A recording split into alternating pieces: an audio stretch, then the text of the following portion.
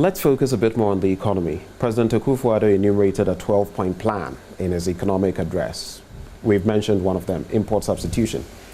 In recent times, on the back of developments in the economy, currently, if you look at October inflation, it stands at 40.4%.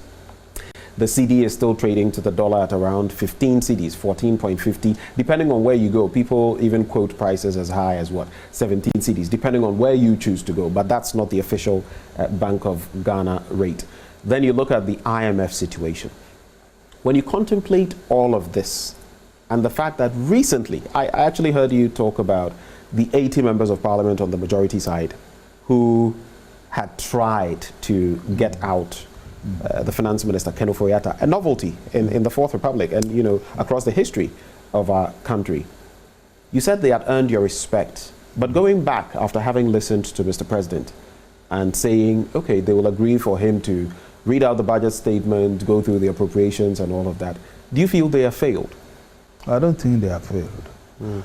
And I think quite recently, before Parliament opened, or the first day of Parliament, they came out with another statement. Right. That they still stand by what they said. And to me, that means a lot. You see? But they didn't get what they wanted at the time. They pandered to Mr. President, who said, wait for this period. And tellingly, we don't know when exactly he's going to be relieved of his post, if he ever will be. No, the point is that the 80 young men from my party who came out and spoke their mind clearly, some of them even said, we are not building a dictatorship, which I like a lot. We are not building a dictatorship, which follows they have seen where the party is being taken to. Now, what really interested me in their latest statement was that they still stood by what they said.